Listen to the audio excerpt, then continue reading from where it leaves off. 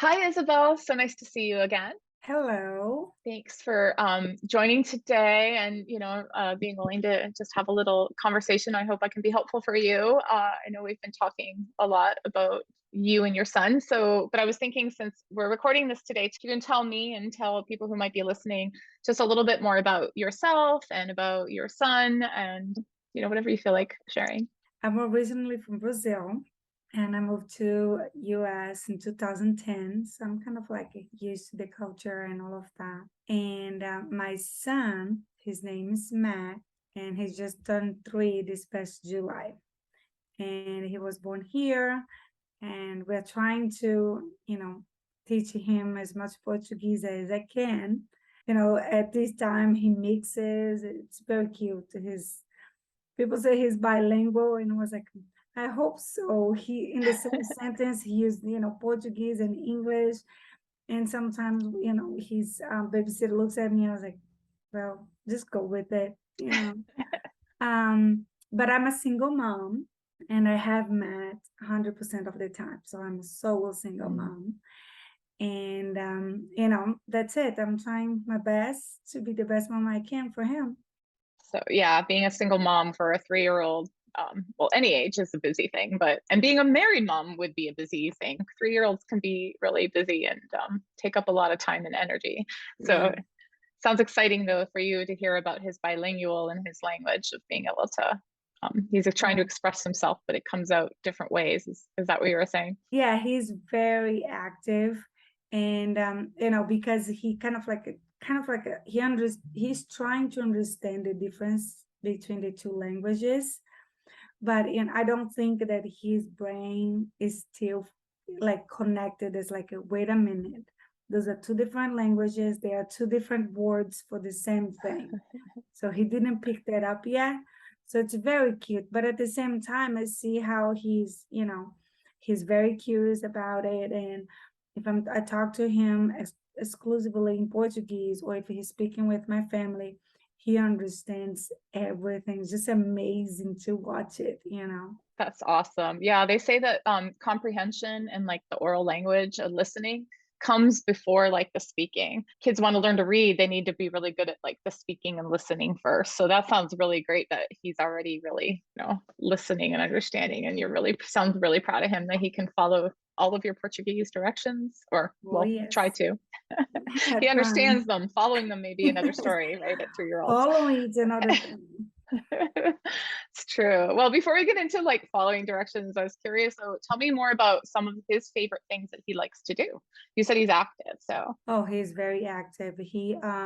So something that I realized that not everybody is as lucky as I am. Of course, he's still a toddler, so he wants attention, and he tries sometimes like, mommy, look at me, mommy, and mommy here, mommy there. But a lot of the time, 2 days of the week, he stays with me while I work full time. So he can play by himself, something that I tried since the beginning, because I knew that would be like helpful, because he's an only child, and there's not much that I could be doing with him during my work hours. So he's pretty good, and again, he's a toddler. Once in a while, I need to help him to be creative or change the scenario a little bit, and kind of like be helpful. But usually he's totally fine playing by himself. At the same time, right, his favorite things to play right now, of course, dinosaurs and Mhm. animals. So he mixed those together. I don't know how that works, but piggies and horses play with T-Rexes and everything. So they get along pretty well. According to Matt, he loved dinosaurs, and play pretending and create little zoos and farm on his own. He gets his blocks and creates little cages. And so animals and dinos are for sure, on his top of the list. He also loves Play-Doh. He likes cooking with Cookies. Play-Doh. So Oh, yeah, he has, some, and then he likes making food and bringing me food and ask me to sit down with him and let's eat together. So he likes those a lot.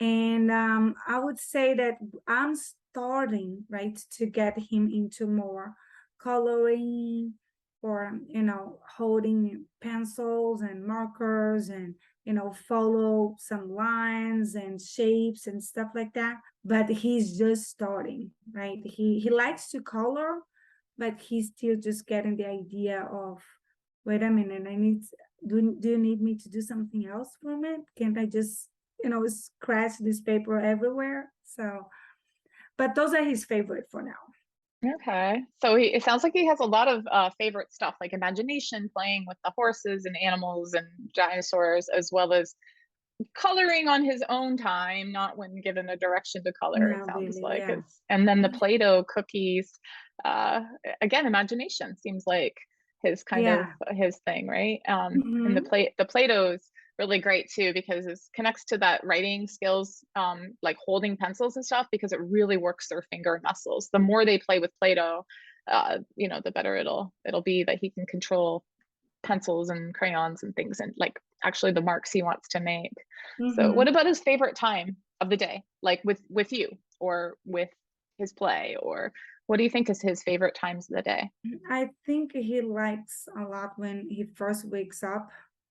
It doesn't matter if it's in the morning or, in the afternoon after his nap. He's just so energetic, and it's like, wow, now it's time for me to start everything again. You know, I can go back and play. I have all these toys. So he seems extremely excited when he first wakes up, in the morning or in the afternoon. Sometimes, rarely, he's in a bad mood, and it's because I have to wake him up. So he doesn't like Mm, that. But if he had enough sleep and he wakes up on his own, he's super happy. He's like, okay, I'm ready. Let's change. He doesn't like to be in his pajama. He likes to put clothes on, and then he's like, I'm ready for the day. And I think that's his favorite. Or when he goes to the actual daycare, as I believe, he doesn't really communicate, tell me that's his favorite time. But when I get there, it's like, Mommy. And then he comes and there are hugs and I missed you and all of that excitement. Let's go home. So I think when he's there, I think that's his favorite time. Or I want to believe that. sounds like he's really excited when you re-greet him and come pick him Yeah. up. So we were talking, I was thinking of previous conversation about some of like the things that, like he was having trouble with this or that, like us moms generally chit chat about commonalities that we have with kids, like, needs. And one of the things you had mentioned that you were concerned sometimes about him being ready for kindergarten or ready for preschool, or and thinking about the things he does at preschool and the things he does at home. And so tell me more about what are your concerns or worries about getting him ready or feeling like ready. I'm scared both sides, academically, right? And then also socially. He does interact with kids when he goes to daycare, so that's a good thing, kind of like give me a little bit of relief. But they are all from different ages, right? So it's not because it's a home daycare, so it's not necessarily everybody on the same age. They're kind of like doing the same things. They have the same interests, and they're learning, together the same things. So there they have all kind of ages, which sometimes I like that because I see his interactions with the younger kids, and I think that he learns from older kids. So sometimes I like that idea, but at the same time, how he's gonna behave when everybody's doing the same thing, when everybody needs to follow directions and everybody's like, it's time for this, everybody do the same thing, let's everybody, it starts a project together and he needs to follow certain instructions, and so that's the social thing kind of like goes together with the academic thing because I just want him to be able to focus and to follow directions from the teacher and be interested to learn and to develop and things like that because he doesn't love that very much, unless I put some play into it. It's like, okay, so now let's play, with your trains and do some exercising with pronunciation, because he had some a little bit issues with speech before. So I had to kind of like connect his playtime and his toys with the exercises. So that would make things a little bit more interesting for him, right? Mhm. And it's funny, just today, it was the first time that he actually collected rocks and brought it home. Because we talked about rocks before, and everything that we could do with the rocks, and so many activities that we could incorporate just with their favorite thing. And Matt hadn't done that. He didn't show interest to rocks until today. So today he brought the rocks home, and then we washed the rocks, and then we count them, and we put them on the colors with the blocks, and then he wanted to sleep with them. It was the whole thing. But I kind of like concerned a little bit that he might not like to follow directions when there is a little bit of a structure behind it. He has a lot of experiences playing with other people or being around other people because, and models, and some younger kids too, but in his current environment.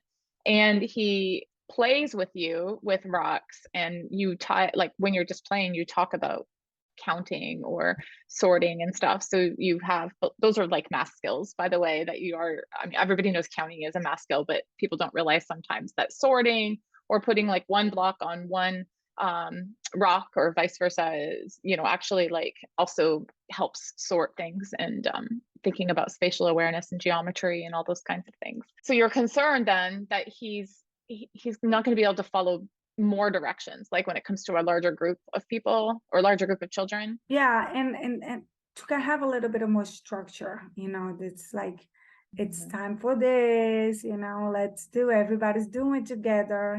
So I'm like, how he's gonna do like that? How he's gonna behave. Well, one of the things to remember is like it's a continuum for children. I always think of it like riding a bike, for example. If you wanted an 8-year-old to ride a bike or a 7-year-old to ride a bike, you know that they need to have a lot of skills before you can just get them to go on their bike, right? Like they need to be able to walk, they need to be able to hold handlebars, they need to be able to pedal their feet, they need to be able to like look straight up while they're moving versus having to look down. Like there's a lot of skills involved in that. And usually it starts way back when they're one, and they build on little skills one at a time, right? Like they first learn to walk, they first learn hand-eye coordination, they first learn balancing, like how to stand on a foot, how to, things like that. And it leads to bigger skills. And the same thing for social development. People don't realize it, that it takes a lot of time. And following directions is like a social skill, because it's following other people's expectations and other norms of other people. So one thing is your son's only 3, so you've got 2 full years till, he'd be in like kindergarten. And, if that's truly when, larger group expectations fall into place. So first of all, be kind to yourself that that you've still got 2 full years, you know. Right. Um, That gives him a little bit of relief. yeah, some time. But the thing is, I always think about too is think about where he's at right now and then build him up. So give me an example of something when he does actually follow a direction for you. So today was cleanup time, right? And then there were toys everywhere, and and then we was finishing up dinner. I was like, okay, so now let's clean up. I don't want to clean up. I don't want to clean up. I was like, who played with the toys? Me. So now it's time for you to clean up. I'll help you. And then I put some songs, and then I was like, okay, so who do you want to clean up? So he's super fan right now of PJ Masks. I don't know if you know the cartoon, but so I'm like, okay, so I'm an outlet, and I'm gonna fly picking up all their toys. How about you?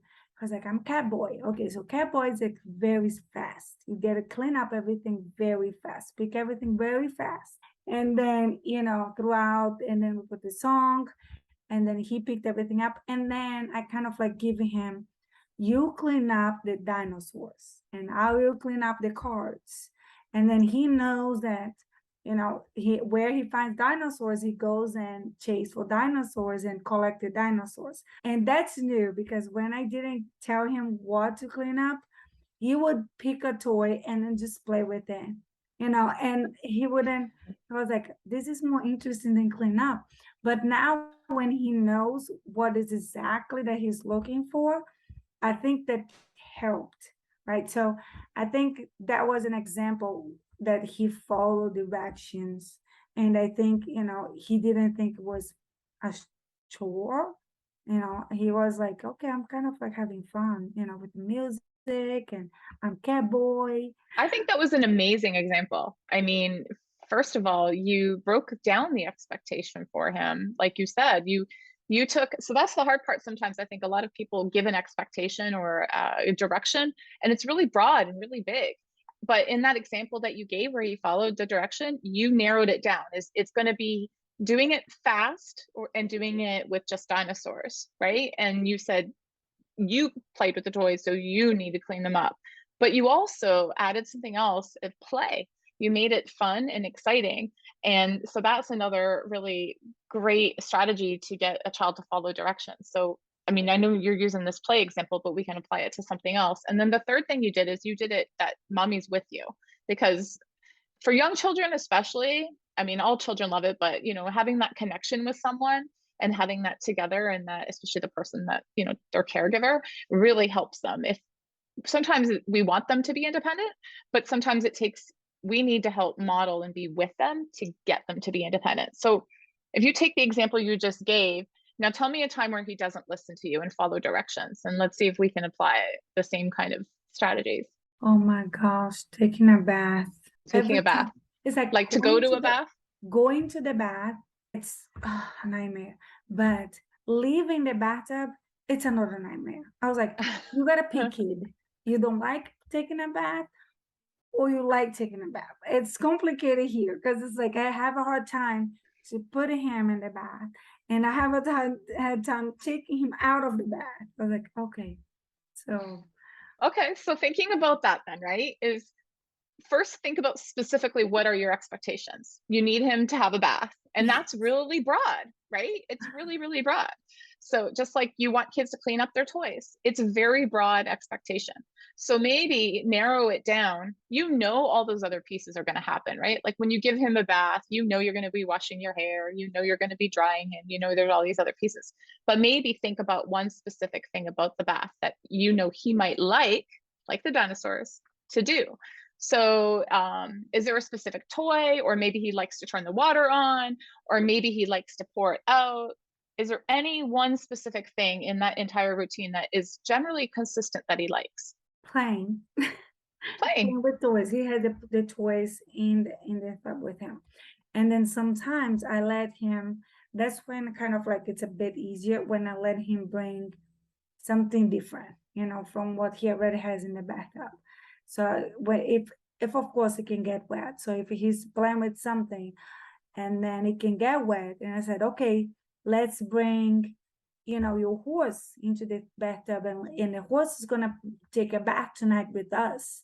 Mm-hmm. So he was like, okay, and then he's excited and he comes to the bathtub. But otherwise, if it says come to the bathtub, he runs the whole house Okay. up and down. He hides, he closes doors.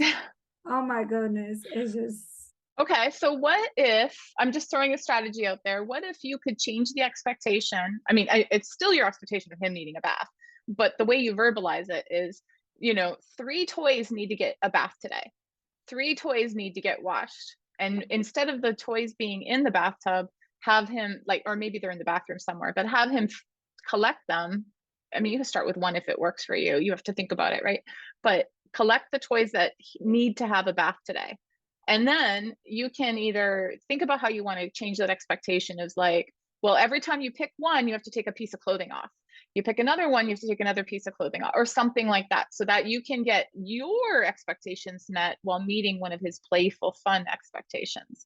So if you break it down like that, right? Because then by the time he gets the third toy in the bathroom, or in the bathtub, you just have the diaper and you have the door closed, perhaps something like that. So you can break down the expectation to something small. right? And eventually, though, just a pre-warning, because this happens, that might end up becoming boring later, right? So you may have to change it up where it's then there's an additional expectation before it becomes a boring. Like now we got to decide what kind of cloth we're going to use to wash those toys. So let's pick a so be ahead of that too, like a week down the road or a month down the road to how you're going to change that little just like he'd get bored of cleaning up his dinosaurs when he knows, right? Like Yeah. in a month you might need to change.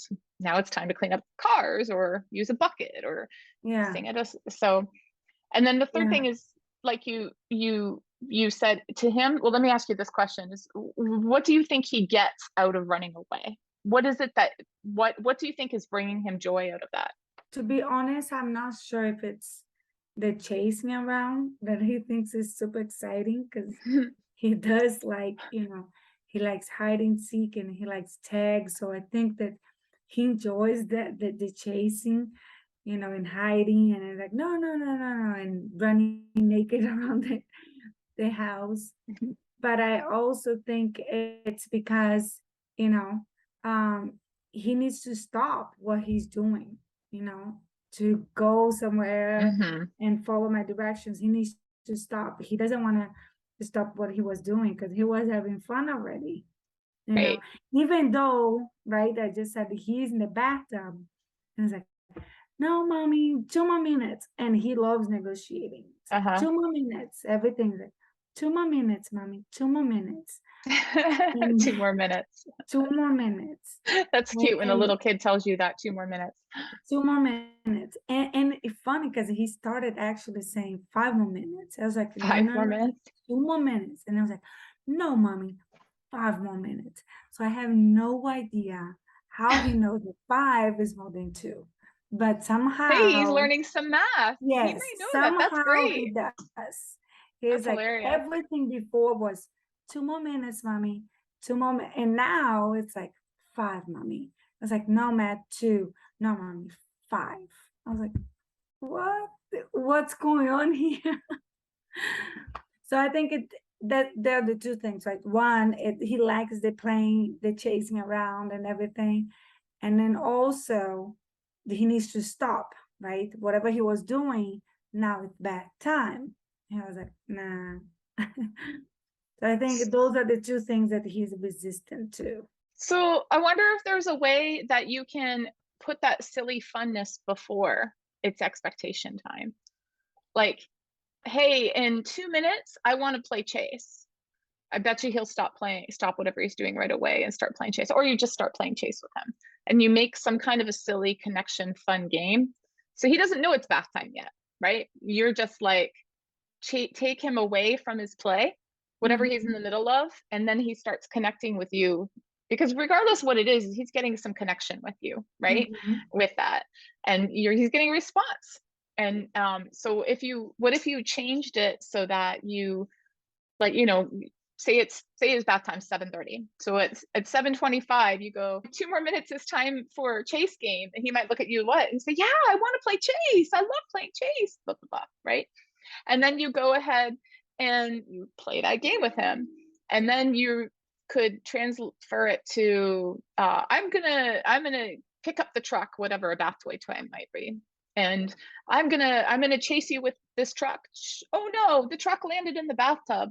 You pick something and chase mommy and make that toy land in the bathtub. Like you could mix in your like transition and Mhm, play mhm. into it's just a strategy to try where it's not, instead of being like I'm in the middle of this concentrated thing and now I have to stop what I'm like, from his perspective, right? We know children aren't Yeah, cognitively thinking like that, but yeah. as adults we can control it and change it, so we can intercept with Mhm. something fun and then the bath time.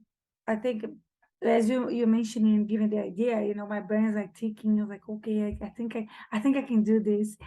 And I think the key actually it does sound to be the transition, right? So like in the middle of the play, we're slowly starting doing this something else because if I play before he doesn't want to stop, right? It's like I want to play, but it's like we are playing now this way, you know. It's like moving this way now. So I think that's that's when I think is the key that I'm like getting excited, you know. Hmm. Yeah, the transition, but starting with thinking of the expectation, of Mhm. like breaking it down, and then the transition to make it fun and playful will help. Sometimes a lot of people think of the transition first, and then they just throw out, oh, it's okay, stop playing now, it's bath time. Well, that's not going to work either, Yeah. because they're like, wait, you just got all excited and fun, why are you stopping this fun? Yeah. Like, It's like, I stopped no, I playing with want to play my more. blocks, and now I'm Mm. playing chase with mommy, and now you want me to go do something boring. Yeah, so it's that gradual shift of doing things. So It's just interesting how, people's brains work differently when, you pick a situation and you can transform it into, an experience that might work with children. Things that, I was always around family and friends and, kids of my friends and everything, but you never had to have that structure or that daily routine and have to deal with every single piece, of raising um, a child. So when you start, putting out there, you realize like, wait a minute, she actually thought of that, through all the experience that she had. And then, as for me, it's like, wow, I think this is gonna work, you know. But I wouldn't awesome. think on that on my own, because for me, it's like I wanted him to take a bath. Oh yeah, it's That's exhausting what I after a want. long day, right? Yeah, So yeah. yeah. But it's interesting to see how, experience really matters, right? Because when you say and then you give idea, it's like, oh my gosh, yeah, I think this is actually gonna work. Well, excited to hear how it may work, and thank you. And I mean, that's the whole mission of Kids Move and Learn, and that's why I'm so thankful to have you, connect today. And I'm hopeful that hopefully not just giving you ideas, but like those ideas turn into what you want. Yes. So that's really the goal. And your question about, I know we're kind of running, I think our time for today feels, you know, after a long day of Talking, with talking. yeah, women can talk, right? But just getting back to like your academic-y sort of feeling and stuff like that, like, and just for people that are watching to remember, like on the website kidsmoveandlearn.com, there's a checklist for 10 things that kids need to be ready for kindergarten. And they're not like, oh, I need to learn my ABCs and my one, two, threes necessarily. There are a lot of things that you're talking about. And it's like how to follow the basic directions, or how to play with other children, or and activities. There's tons and tons of activities on the website of why and how you could use, like, that whole cookie Play-Doh thing is teaching him so many things he needs for kindergarten. So, and you don't even have to be hands on hand over hand. He can do it. The fact that he's 3 and scribbling without having to trace, he's actually doing things that are appropriate for 3-year-olds. And so, again, you got 2 full years. Think about how much children learn in like 1 year, right? From the year 1 to 2. It's a crazy amazing. So give your child the gift of time, learn through play, and you're doing a great job, it sounds like, with your example of like the cleanup. I'm like, that's amazing. Thank So you, thank you. Yeah, appreciate your time, appreciate the lessons, the suggestions. And for sure I'm gonna check, all the activities and everything that we could be doing. I know that those are great resources and would be very helpful to me, and many of my friends. wonderful. Well, thanks so much for joining, and everybody check out kidsmoveandlearn.com.